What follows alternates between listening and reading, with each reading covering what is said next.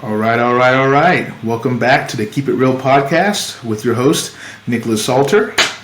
So today is Valentine's Day, at least at the time of this recording. So I thought it would be apt to cover a subject matter that kind of goes into relationships and human connection, interaction, all the fun stuff. And we're going to be talking about the 4 attachment styles, or attachment theory. Basically, a theory in psychology that kind of ties together and relates human connection between people, basically saying how we were raised has an impact on how we connect to other people as adults. So, as you would know, there are 4 attachment styles. Okay, first one is secure attachment. So this is the one that everyone wants to be, right? This is about half the population. Honestly, probably a little under half now, because insecure attachment has been going up slightly. So there's secure attachment, and then the other 3 styles are what's called insecure attachment. So basically, something happened in your upbringing that affected your way of connecting with people. You kind of developed behaviors or to try to help keep yourself emotionally safe in your environment. But then those behaviors become maladaptive as you get older. So in this category, you have anxious preoccupied attachment or anxious attachment. So this is where you act kind of clingy and trying to bring people closer to you. Then you have avoidant attachment. This is where you're trying to push people away a little bit more. Then you have fearful avoidant attachment, used to be known as disorganized attachment. Basically, this is where it's a combination of the 2 insecure attachment styles. So you crave intimacy and closeness, but you don't really trust your own emotional state, and you don't really trust other people, so you kind of keep them at bay. That one's not a fun one. But basically, these are the 4 attachment styles, and I wanted to do today was kind of get into basically not a little bit about where they are, how they come from, but I feel like most people understand that aspect of like, okay, I had a fucked up childhood, so what now? I just kind of want to talk about more about the effects it has on you as an adult, and then additionally, my own personal effects of what I'm kind of going through in regards to attachment and how to kind of fix it and how you can kind of heal. And a big thing I also want to touch upon with this is that attachment style is not like a zodiac sign. I mean, even though it's technically still just a theory, it's still like a well-known, well-studied theory. So this is something to be kind of taken seriously, but also figure that this is not like a staple. This is not like a branding of like, this is who you're going to be forever. Like, this is completely healable. Also, attachment styles can change over time. So you might be a certain attachment style when you're younger, and then it might change into something else when you're older. Or you might have been securely attached, but after a bad enough relationship or bad enough trauma, you go into insecure attachment. And you can also, most importantly, go from insecure attachment to secure attachment. You can be healed up. But caveat here is that because attachment styles, they were not made in a vacuum, right? Technically, in a perfect world, everyone would essentially have a secure attachment style, or at least be pretty close to on that spectrum, right? However, something occurred in childhood, or a combination of things occurred, or things just happened consistently over time that kind of made you take on these adaptive behaviors to go into insecure attachment, which now has become maladaptive as you are an adult. So that's just kind of want to touch upon is that like you're not stuck if you do have an insecure attachment style. Also, these aren't diagnosable, so if you do decide to go to therapy, it's not like they're going to say you have an anxious attachment style. It's not a diagnosable thing, because it's still just a theory. But just knowing that you may have some attachment issues is something that you can work on with a therapist and learn how to develop a secure attachment style with someone else over time. Because that's the thing, you can't heal it on your own. That's the big thing I learned these past few years, because I learned I had like an insecure attachment style like a few years ago.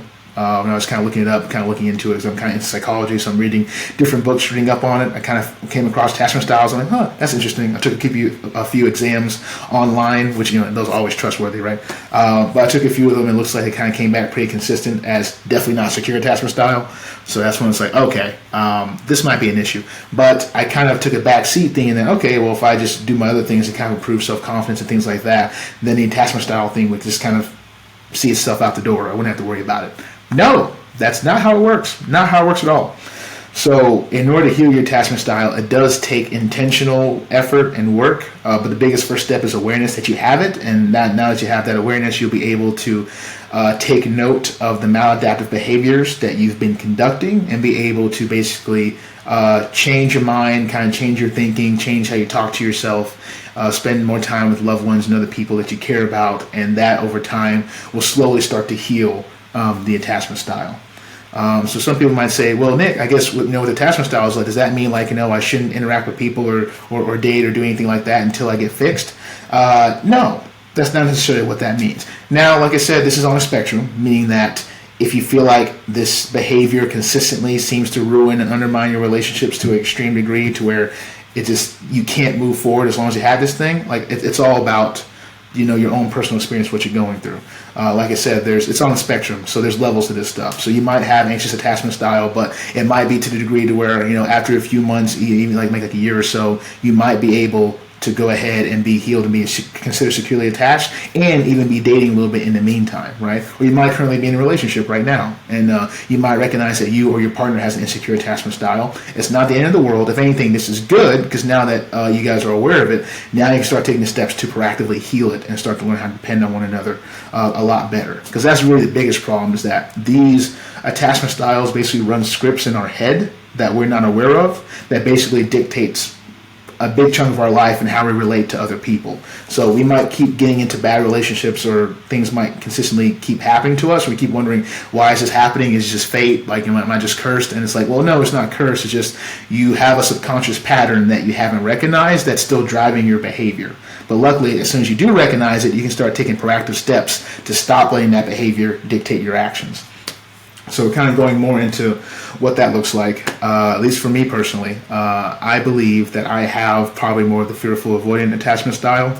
I don't know for sure. I am in therapy right now. I decided to bite the bullet and get into therapy because I recognize that this is something that I cannot take care of on my own, even though despite my best efforts to do so, that I do need some outside help in learning how to be emotionally vulnerable. Because that's the thing, at least with disorganized or fearful avoidant attachment style, is that at least that's the one I believe I have. I believe that you not only do you not really have a strong emotional, secure basis in yourself, so dealing with low self-esteem, low self-confidence, not necessarily knowing who you are, but also that you feel like you can't really trust other people because you feel like that they're just going to end up they're going to hurt you as soon as you get close to them, or they're going to see something ugly in you that you don't want them to see, so therefore you push them away. Otherwise known as toxic shame. And it's so unique how this kind of comes full circle, because the whole reason why I got into self-development and wanted to do a podcast and all this was to help people that might be experiencing toxic shame, going through nice guy syndrome, people pleasing, not understanding that basically people pleasers or nice guys that have this stuff, they do have an insecure attachment style. It's basically synonymous. It's like more likely probably more of the avoidant or fearful avoidant side. I guess technically all three of them, the anxious attachment style too, to some degree. But at least for me, I recognize that I have trouble trying to be vulnerable and emotionally connect with other people. So from what I've researched with fearful avoidant attachment style is that we have a tendency to get into perfectionism, right? Basically trying to think that as long as we can cover up all of our flaws and basically try to make it seem that we're really perfect, that we're really nice, and therefore our lives will be smooth and easy. We can get love, we can get admiration, we can feel safe as long as no one knows how broken we truly are, even though we're not. It's just beliefs that were explicitly or implicitly kind of given to us or told to us at a young age that we've, again, adopted our behaviors around to try to survive or feel emotionally safe. But now they no longer work in adulthood. So I recognize that, especially talking to my therapist, is that I've had high expectations for myself my entire life, thinking that as long as I got straight A's, as long as I didn't piss anybody off, as long as I never got too emotional, just kind of kept everything guarded or just kind of locked down, then therefore no one would hate me or reject me because I'm doing what I'm supposed to do, right? I'm being a perfect robot that never does anything wrong, never says the wrong thing, never speak my mind, never set boundaries, just this complete shell of a person that as long as I stick to this rubric, as long as I stick to this shell, I should be able to get the love and recognition that I need to feel emotionally safe. And A, not how the world works, B, not how people works, and C, it's also an inhuman ask of you to do. I also feel like dismissive avoidance and anxious attachments kind of follow similar. Anxious attachment, they more try more outcries, more just like, overt displays of vulnerability and affection. You like those people on the first date that tell you everything about their trauma history, and just like, that's a lot. That's a lot. Those are more those people that are like trying to build a connection too quickly because they feel like that they're not okay on the inside, right? But then they feel like that as long as other people give them validation, then they will be okay. On the flip side of that is the avoidance. That's when they feel pretty strongly and pretty secure about how they feel on the inside, but they have no trust for other people on the outside. So therefore, they're the people that won't talk about anything personal. They won't let anyone over to their house. They won't invite anyone over to a barbecue or go out for drinks. It's like, nope, I'm a business partner. I am an associate. Do not get to know me. This is my boundary. This is my line. Don't talk to me. Don't touch me. Don't do anything with me. I don't like people. I only go out for groceries. Those are those kinds of people, right? So that's about dismissive avoidance, about 20% of the population. Anxious attachments, about 25% of the population. Then fearful, avoidant, or disorganized, that's about 5% of the population. So, yeah, look at me, I'm one of the special ones. But they all have different displays of their behavior, but it all kind of comes from a place, again, of like kind of toxic shame, or like, I'm not good enough, and I feel like people will probably let me down, so therefore I have to kind of control and manipulate people or the world or myself in order to me to get the love that I need. It's almost just like he's trying to put band-aids on top of a knife wound. And that's why you might have people that try to get a whole bunch of money, that try to get the biggest house they can, try and get the most attractive spouse that they can. They basically try to do everything in their life to look the best, so that way they can make up for how they feel inside. And I think that behavior is driving a lot of people and a lot of our relationships in the world, and it's been driving me for years. And I just didn't know what it was. I didn't know what to call it. It's like, really, I've been in this fight trying to get better for a long time, but I just didn't have a name for it. And now that I do, I feel like, and I think it's a thing in therapy, like as long as you can name something, that kind of gives you power over it, or at least the capability of being able to heal it or fix it. Right, and it's just it was hard. I was hard on myself growing up. I have a lot of critical thoughts about myself. Again, these things I don't share with people because I feel like, especially when I was little, I don't want to burden other people with my problems. I'm meant to be the guy to help solve other people's problems. God forbid I be human and I have problems of my own that I'm going through. And this is not supposed to be like a woe is me type of podcast. I'm just trying to share, being vulnerable is important, and I want to make sure that people don't feel alone when they're going through this. But then B is that I just want to make it known that this is something that can have a large ramification on your life, and you may not know it. And by giving me these personal examples, you might be able to start connecting the dots and seeing, oh, I experienced this too, or maybe I should look into this a little bit further, and you might be able to kind of explore what kind of goes down the rabbit hole, so to speak. But watching these videos and doing this stuff, I recognize that I had high expectations on myself that kind of placed upon by my parents. I love them to death, but they are like high expectations of feeling like I need to be perfect in order to get the consistent love that I needed from my parents. Even though I know that they love me, obviously, but it's also that I didn't feel very secure unless I was achieving. I didn't feel very secure unless I was doing what the good kid, what the smart kid is supposed to be doing. And every time I strayed out of that path by either getting a B or being a little bit rambunctious or being too talkative or being too emotionally acting out or crying or things like that, it almost felt like I was kind of like those emotions, stop crying, shut it down, go back to doing what you're supposed to do. It's like my emotional state wasn't really reflected back to me very well. And I think they had ramifications to where it's like, okay, then therefore my emotions don't really matter. So I just need to compartmentalize that, put that into a different aspect, and just focus on achieving, focus on doing my job, what I'm supposed to be doing, and everything else will work itself out. And to be honest, the reason why we develop these strategies is that because it's not entirely wrong. The strategies that we developed actually did help us to a certain extent when we were younger, at least about 70% of the time, to where it warranted us to continue to use that strategy. Otherwise, we wouldn't have it in adulthood. So it worked to some degree. It's like, my parents weren't on my back too much. I was looking at as the good kid, or as like the golden child or whatever. I'm the only child, but it's like it looked upon the fact of like I did everything I was supposed to do, so therefore I got good grades. I got the car I wanted. I graduated from college. I got that house I wanted. With everything. It's like, oh, finally, like looking at the checklist, looking at the rubric, I finally have everything I'm supposed to hit. Awesome. Great. Should be happy. Everything's good. why can I connect with people? I realize now that even though, you're supposed to be like the man that has everything, so to speak, is that doesn't necessarily mean that your relationships are really emotionally fulfilling. This is not to shit on my friends and family, of course. I love these guys, but it's also to recognize the fact of I feel like that my relationships could be a little bit deeper, and I feel like that I am scared of being a little bit more open and being a little bit more transparent with people in my life, because I do feel and fear how they're going to judge me once I start doing that. It's almost like I've developed this misconception that the only reason why I am tolerated in light is because I appear like I have my shit together. And then as soon as I start being honest with how I'm actually doing and how I don't have my shit together, and that sometimes I can be like a bouncing forth, like emotional kind of mess, is that I feel like people are going to not respect me, not like me as much, may not want to spend time with me because they see that I might be kind of broken, quote unquote. And again, that's what attachment style does to you, is that it hijacks your thinking and it makes it sound rational even though it's not. That's why an important part of CBT or cognitive behavioral therapy is being able to kind of write down and journal your thoughts and then read those thoughts back to you, because we are the worst critics when it comes to listening to our own mind. And if we actually said this to someone else that we liked, we'd feel like total assholes. But we do it to ourselves because we think we're not worth too much. That's what toxic shame is. And the worst part about toxic shame is that, besides the fact that it's not true, all the lies it says about you is not true, is the fact of it convinces us that in order for us to be loved, we have to hide it, right? And that's what makes it stronger. That's what gets a tighter grip on us, is that it makes us think that we have to do this on our own, and God forbid anyone knows that we're struggling. Therefore, we're going to be abandoned. We're going to be discarded. It's like something's going to happen in childhood. Something's going to happen to me now like it happened in childhood, so therefore I can't let anyone know when I'm struggling, what I'm going through. And the bitch of it all is that the only way to heal toxic shame is that you have to be vulnerable with the parts of yourself that you are afraid of showing. Damn, that's a big ask. That's not easy. That's not easy to do.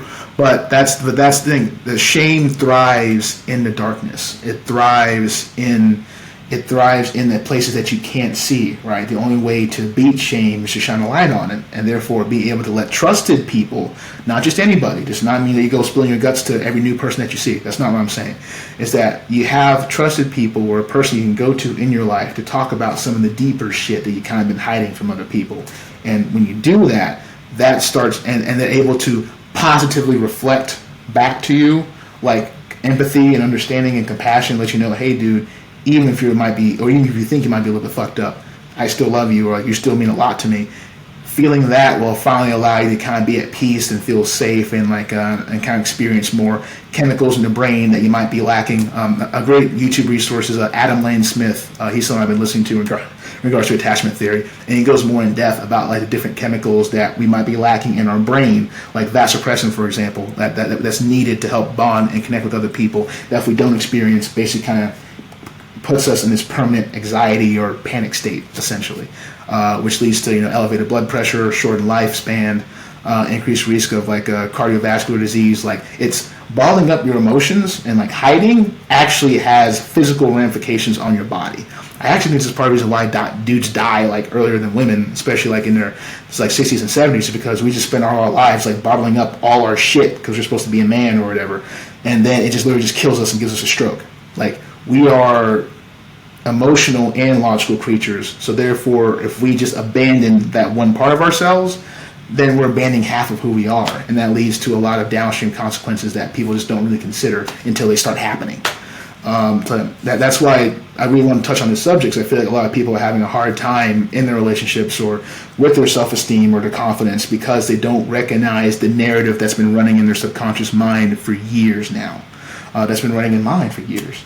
And like I talked about, the way you have to fix it is that you have to be able to speak with other people, trusted people. It doesn't have to be a therapist. Would be best to be transparent, but I know therapy is expensive. But it doesn't have to be a therapist. It could just be a best friend or a really close family member, someone that would not judge you. That that if you had to show them the worst of yourself, that they would stick around.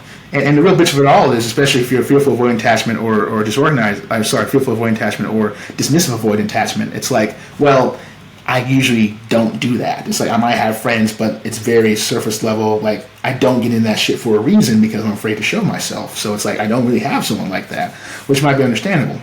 So in the meantime, as you're becoming more self-aware about your attachment styles, a good way to making sure you're talking to someone about what's going on is maybe going to like a Codependence Anonymous group, like CODA group. That's like a 12-step program to where you you go into their people. If it's a good program, they're actually walking through the 12 steps and allows you to just kind of like freely express what's going through and what you're going through your mind and a lot of the experiences you might have had when you were younger, and do it in a non-judgmental setting. When other people are just kind of listening to you and just kind of reflecting your emotions back to you, so that way you actually feel seen and you're able to let out some of this toxic shame, so that way you can kind of expose the sun to you and you can kind of start healing over time.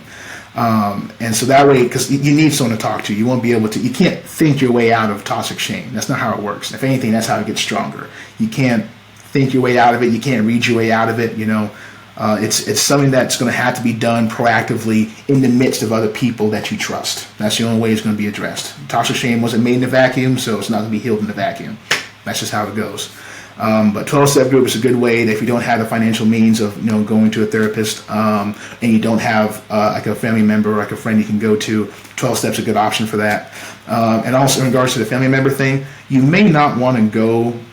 If you have a suspicion on where your toxic shame may have came from, you may not want to go to that person, because a big part of attachment theory is that we have to learn how to regulate ourselves as well as co-regulate with other people, but with other trusted people, as in not the people that hurt us in the first place.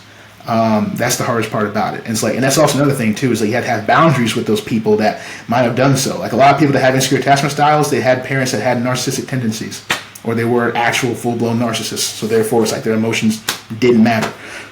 If that's the case, going back to that individual is not a great idea, because chances are they're not going to admit that they've done anything wrong in terms of raising you.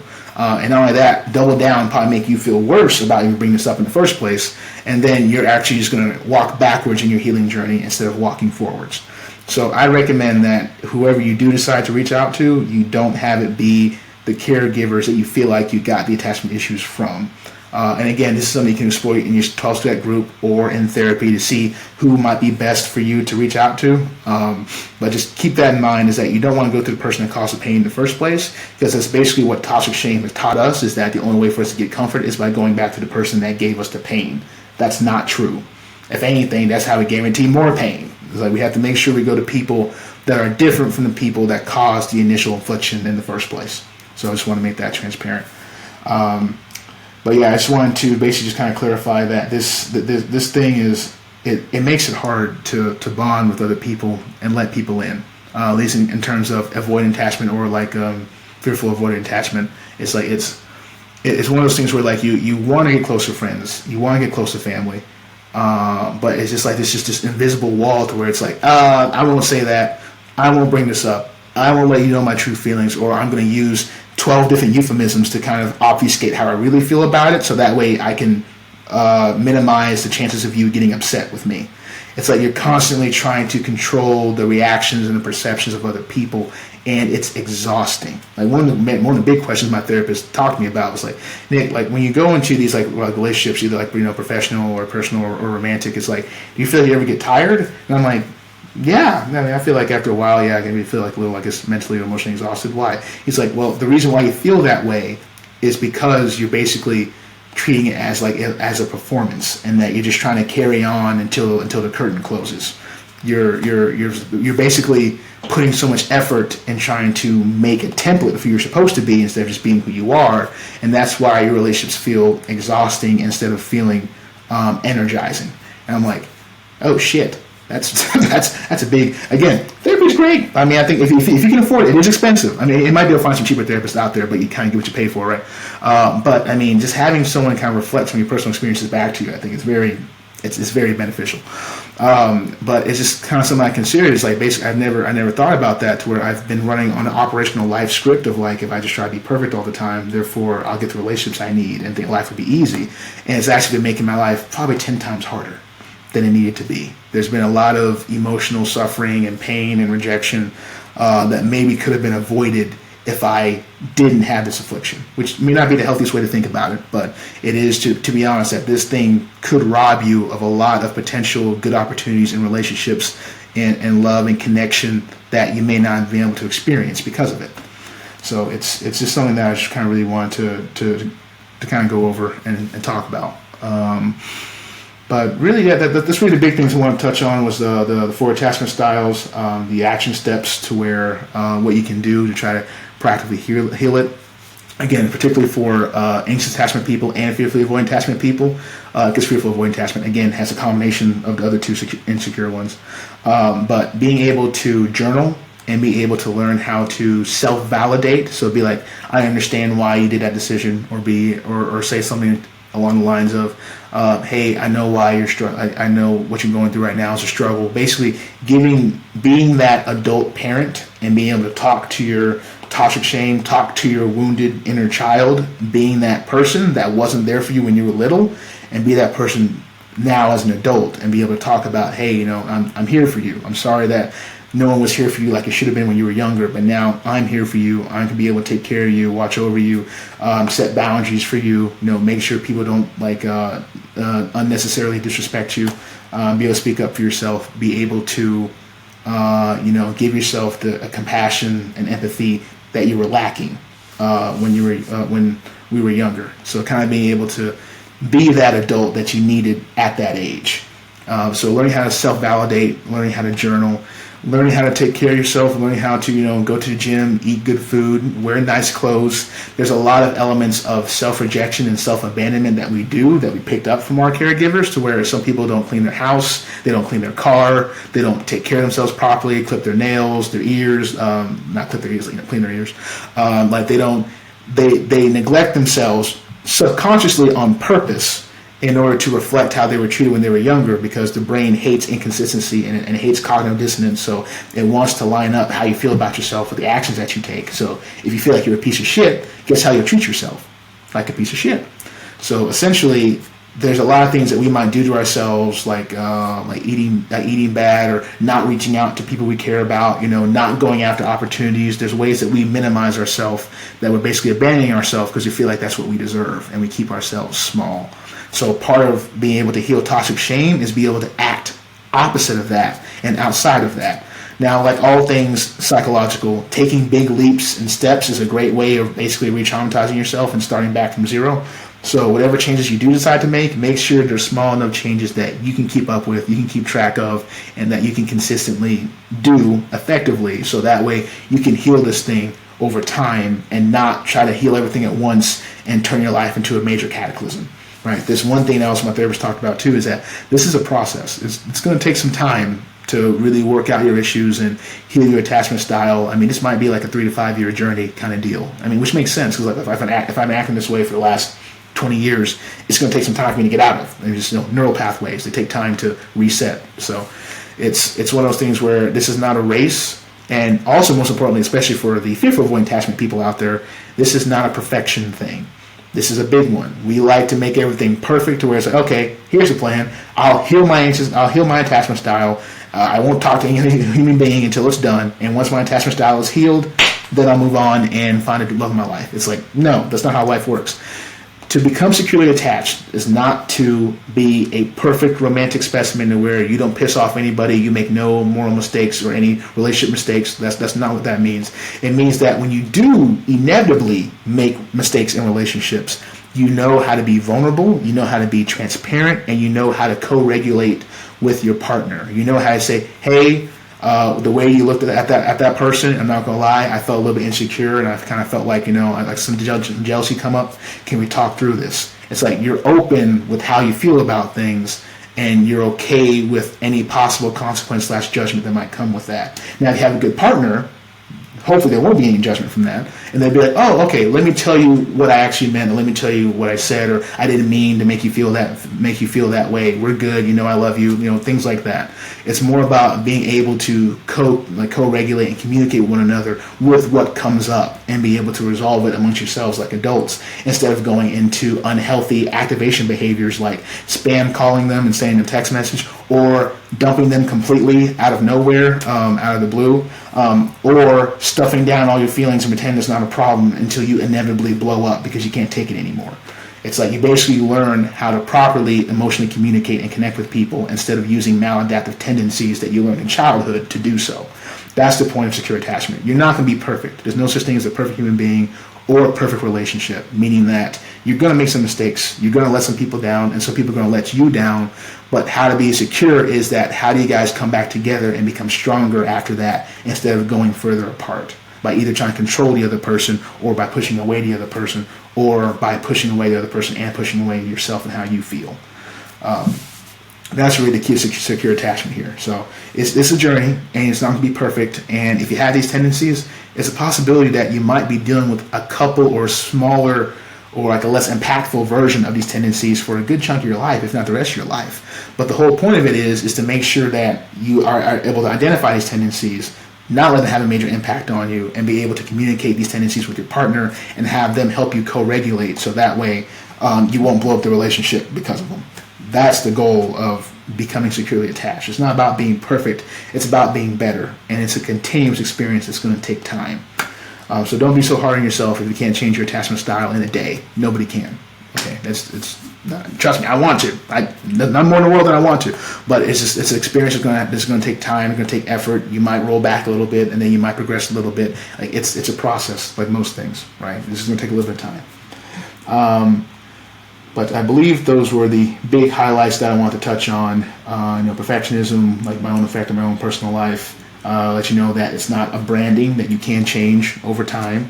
Actual action steps that you can take, and resources. So besides Adam Lane Smith, Heidi Priebe on YouTube, she's awesome. I've been like just digesting all of her videos that I can, and it can be, she kind of goes a little bit technical, like kind of a little bit into detail with it, which I think is good for exploratory, for explanations and things like that. But it can be a lot. So if you're just trying to get more of an intro to attachment, I say Adam Lane Smith. And then if you want to go deeper into the inner child, the wounding, the toxic shame, like kind of more to the heart of the matter, then I suggest Heidi Priebe, and I'll probably put that in the descriptions as well, so people can find these resources. They've been a great help for me on my journey and be able to self-reflect as well. I think this is very, very important. Here's another big one, especially because it's Valentine's Day. So toxic shame, what it can cause is that because it makes you change aspects of yourself that you may not like, that means those aspects of yourself that you don't like goes into what's called your shadow, or basically your subconscious self that you basically suppressed.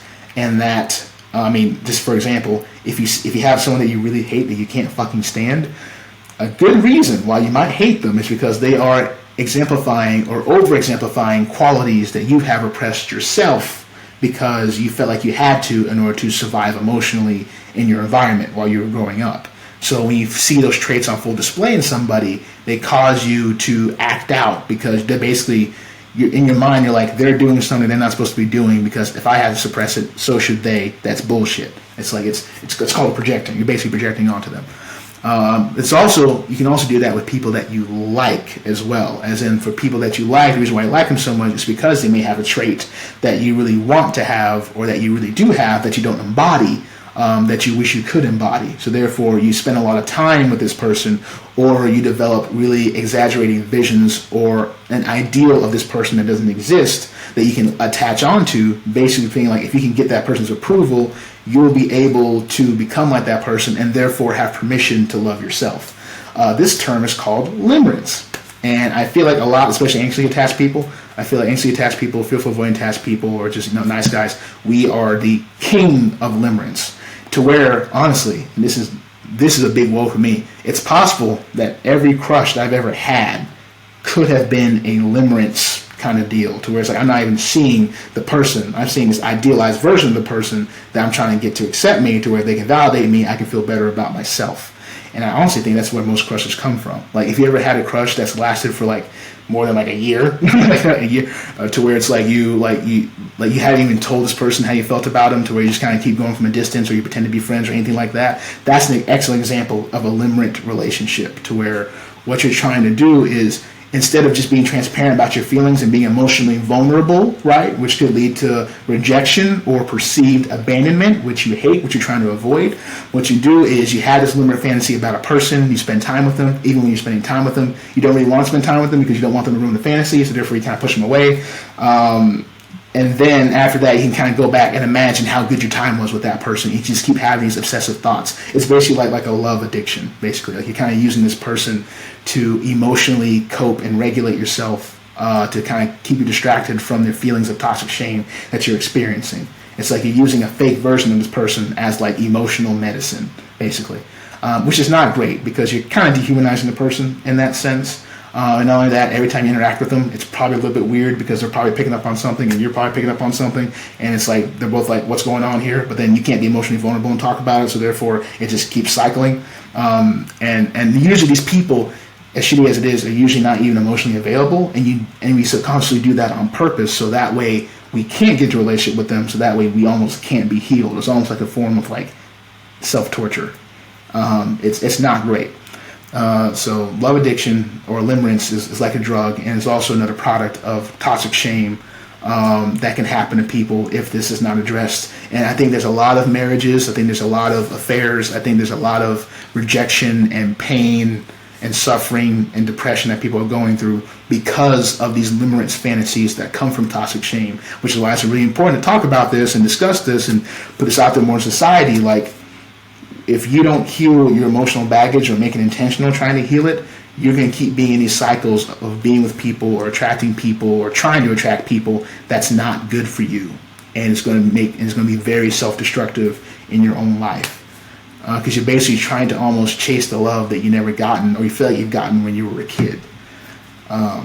So there's a lot that goes into this stuff. So I don't want to overwhelm it too much for just one podcast episode, but I think the big highlights is that, again, this stuff is not permanent and it can't be healed, but it can't be done alone. You need to talk to somebody, whether that be a trusted friend, family member, therapist, or 12-step group. Find some kind of resource that you'll be able to emotionally kind of vent to and help have people hold you accountable to the changes that you're trying to make in your life, right? Learn more about this, have self-awareness, be able to kind of meditate, journal, take care of yourself, eat good food, exercise, as well as just make sure you set boundaries with other people. You know, if you have like a narcissistic person in your life, be able to set a boundary, be like, hey, I'm not going to keep seeing you if you keep engaging this behavior as I'm trying to better myself as a person, right? Being able to draw those hard boundaries, maybe even practice having those conversations with someone that you trust so that way you're ready for the conversation when the time comes. But just taking these proactive measures, these consistent proactive measures to help slowly change your attachment style over time to be more secured. Right. And I bet you as you do this, you're going to feel better about yourself. I know I've already been feeling a little bit better about myself, and especially this having reason for why I'm thinking and how I'm feeling the way I do has helped greatly in terms of, I feel like, in my mental capacity and my growth and how I feel about myself and how I interact with other people. I just feel like a little bit lighter, like a little bit like this kind of burn off my shoulders of like, okay, even though I'm going through this, now I have a path forward. I have a reason for why it's happened.